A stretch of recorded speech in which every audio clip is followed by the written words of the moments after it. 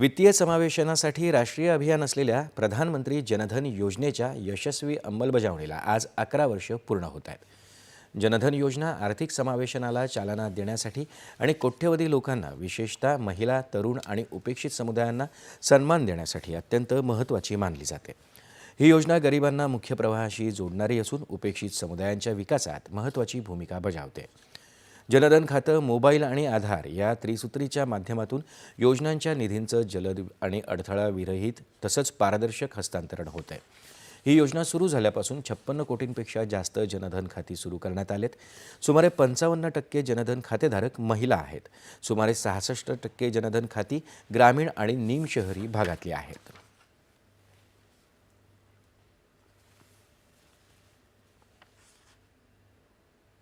भारतीय विशिष्ट ओळख प्राधिकरण UIDAI अर्थात